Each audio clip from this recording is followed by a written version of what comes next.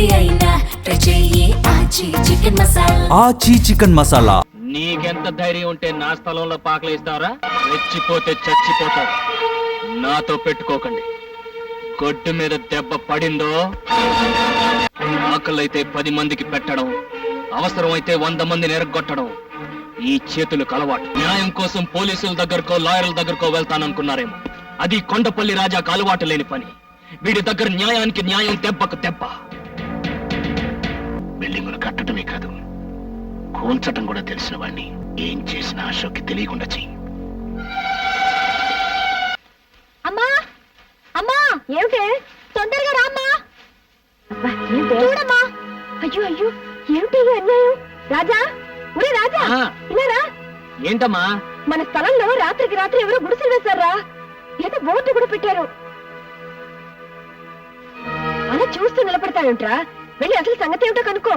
వెళ్ళు. నమస్తే అన్న. నమస్తే. ఏంటి మా స్థలంలో గుడిసెలేశారు? ఎవరిని అడిగేశారు?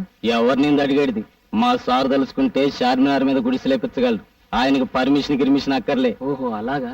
ఎవరు సార్ మీ సారు? గబోడు చూడు, సింహాద్రప్పన్న ఎమ్మెల్యే. ఓహో, సింహాద్రప్పన్ గారా? అయితే వేసుకోండి.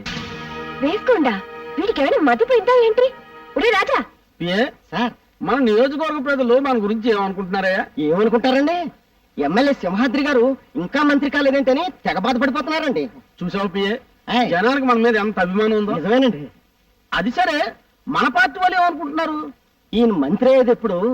రాత్రి పగలు కష్టపడి ఓట్లు సంపాదించి పెట్టిన మనం 2 చేతుల్లో సంపాదించుకునేది ఎప్పుడు అని తెగ బాధపడిపోతున్నారండి. దరిద్రులు, వేరే డబ్బు సంపాదన తప్పితే వేరే జాచలేదయా. నిజమేనండి.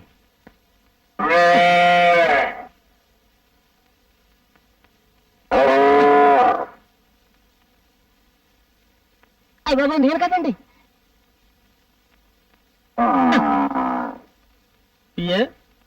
ఇదేంటయ్యా, సెంటు నొక్కుతుంటే బరిల్ సౌండ్ వస్తుంది? సౌండే కాదండి, వాసన కూడా అదో రకంగా వస్తుందండి.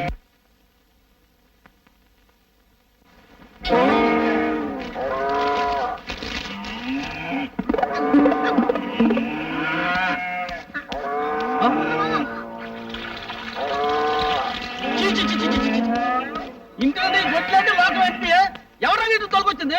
నేను కాదండి. నేనేనండి. నా పేరు రాజా, కొండపల్లి రాజా. నా పేరు ముద్దుకృష్ణ అండి. అందరూ నన్ను ముద్దుగా కిస్సు కృష్ణ అని పిలుస్తుంటారు. మేమిద్దరం ఈ గొడ్లు మీ నియోజకవర్గమేనండి. కానీ వీటికి ఓటు హక్కు లేదండి. ఉన్న మీకు వెయ్యవండి. దండాలండి. ఎంత ధైర్యం మీకు! లక్ష్మి, నువ్వు ఆగు, నేను మాట్లాడుతున్నాను కదా. ఏమనుకోకండి, జంతు కదా, కాస్త విశ్వాసం ఎక్కువ. వాటి యజమాని ఎవరన్నా ఉన్నా అంటే కొళ్ళబొడి చేస్తారు. పాపం వాటికి ఎంపీలు, ఎమ్మెల్యేలు, మంత్రులు ఈ తేడాలు తెలియవు కదా.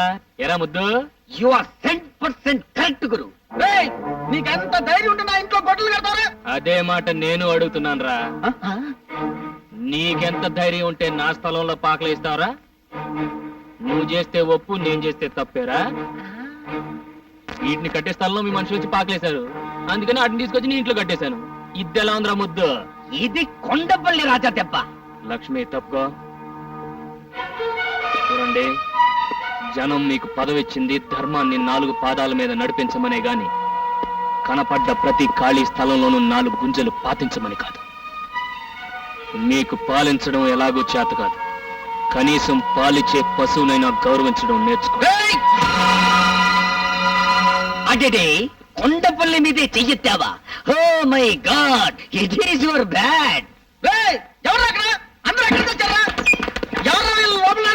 మీరే వాటితో ఫోటోలు తీయించుకోవడానికి రమ్మన్నారని చెప్పారండి. రెచ్చిపోతే చచ్చిపోతారు. నాతో పెట్టుకోకండి. గొడ్డు మీద దెబ్బ పడిందో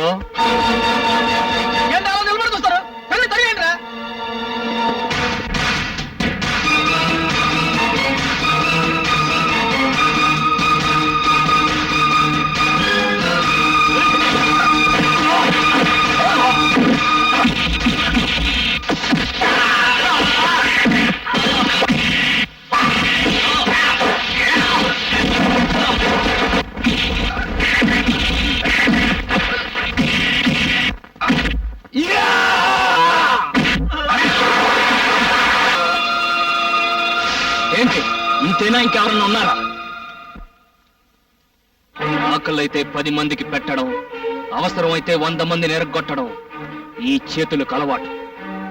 నీ ఇంటికొచ్చి ఇంతమందిని చావుబాది నాకు, నా ఇంటి ముందు పాకలేసిన మీ మనుషుల్ని మక్కలెరగదని కుడిసెలు పీకి పారేయడం పెద్ద కష్టమైన పనేం కాదు. న్యాయం కోసం పోలీసుల దగ్గరకో లాయర్ల దగ్గరకో వెళ్తాననుకున్నారేమో. అది కొండపల్లి రాజాకు అలవాటు లేని పని. వీడి దగ్గర న్యాయానికి న్యాయం, దెబ్బకు దెబ్బ. గాంధీ గారు ఇది చెప్పారు, నెహ్రూ గారు అది చెప్పారని మీరు స్టేజ్లో ఎక్కువ ఉపన్యాసాలు ఇస్తుంటారు. వాళ్ళు ఏం చెప్పారో నాకు తెలియదు కానీ ఒక్కటి మాత్రం ఖచ్చితంగా చెప్పుంటారు. ఒరే మంత్రులు, చేతనైతే ప్రజలకు ఉపకారం చేయండి, అపకారం మాత్రం చేయకండి అని.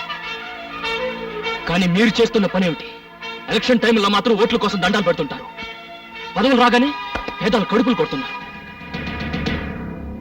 డబ్బు సంపాదించడానికి ప్రపంచంలో చాలా మార్గాలు ఉన్నాయి. దయచేసి పవిత్రమైన రాజకీయాన్ని దానికి ఉపయోగించకండి. వస్తాను.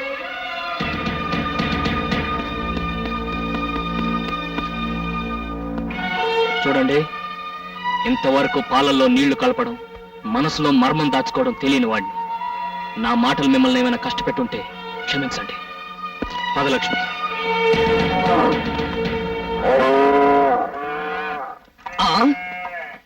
What a surprise! రాజా, ఏంట్రా? ఆల్ గుడిసెలో మాయమ్స్.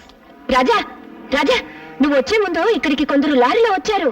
వచ్చిన వాళ్ళు ఇక్కడ ఉన్న వాళ్ళతో ఏదో గుసగుసలాడారు. వెంటనే గుడిసెల్ని పీకేసి లారీలో వేసుకుని వెళ్ళిపోయారు. వెళ్ళేటప్పుడు అక్కకి నమస్కారం కూడా పెట్టేలారయ్యా. నిజమమ్మా? అవునరా.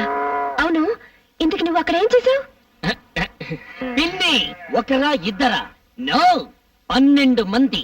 yes, 12 fellows. I got angry on my nose. వెంటనే ఇచ్చాను left and right in my fight. నువ్వా?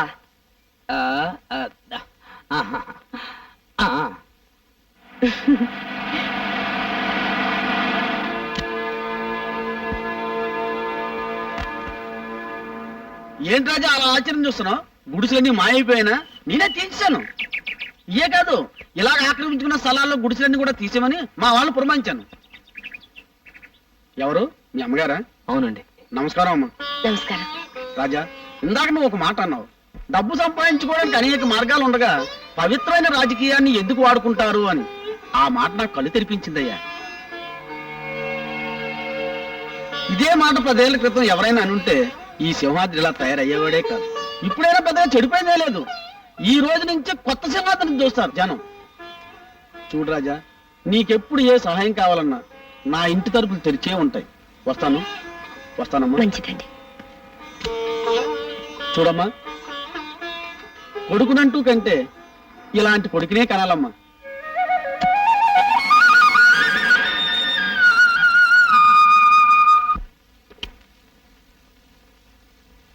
శాంతి, ఒకసారి అర్జెంటుగా నా క్యాబిన్కి రా. నువ్వు రామని చెప్తాను.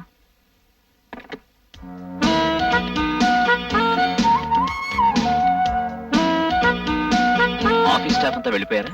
ఏ వెళ్ళిపోయారని చెప్తే చిన్న కొంటి పని చేయడానికా? నే చెప్పే గుడ్ న్యూస్ వింటే చిన్న కొట్టి పని కాదు, పెద్ద కొట్టి పని చేయమని నువ్వే అడుగుతావు.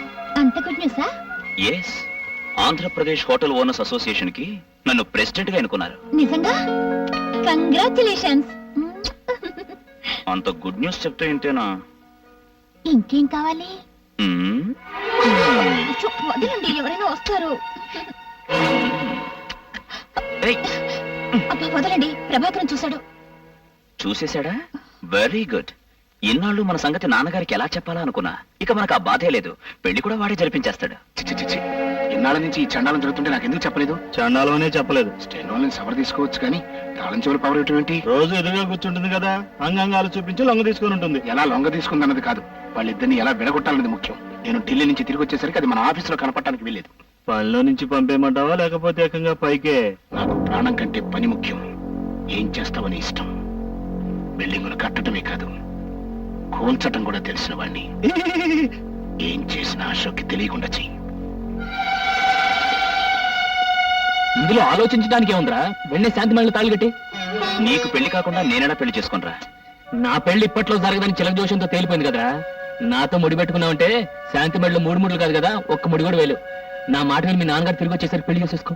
రాజా, ఏంట్రా సలహాలు? వాళ్ళ నాన్నగారికి తెలియకుండా అశోక్ పెళ్లి చేసుకుంటే ఆయన మనసు ఎంత బాధపడుతుందో ఒకసారి ఆలోచించు. ఆ అమ్మాయిని చేసుకుంటే ఆయన బాధపడతాడు, చేసుకోపోతే బతుకంత వీడు బాధపడతాడే. అది కాదమ్మా, నాన్నగారి గురించి మీకు తెలుసు కదా, ఆయనకు ఆస్తి అంతస్తు హోదా ముఖ్యం. శాంతి లాంటి ఒక పేదింటి పిల్లని పెళ్లి చేసుకోవడానికి ఆయన ఎట్టి పరిస్థితుల్లోనూ ఒప్పుకోరు. మరేం లేదు బాబు, మేం దగ్గర ఉండి ఈ పెళ్లి జరిపించామని తెలిస్తే ఆయన మా మీద కక్ష పెంచుకుంటారేమోనని నా భయం. మీరన్నది నిజమే, అనవసరంగా మిమ్మల్ని ఇందులో ఇరికించడం అంత మంచిది కాదు. అందుకే నేను శాంతి వెళ్ళి ఏ గుళ్ళోనూ పెళ్లి చేసుకుంటాం. వస్తానమ్మా. రే ఆగరా, ఏంటమ్మా ఇది?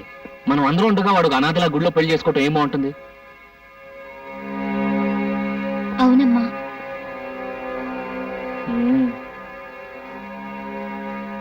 సర్లే, అన్నిటికీ ఆ భగవంతుడే ఉన్నాడు. నువ్వు అశోక్ వెళ్ళి పెళ్లి కావాల్సిన ఏర్పాట్లు చూడండి. ఝన్ ఝన్ ఝన్ తెలుగు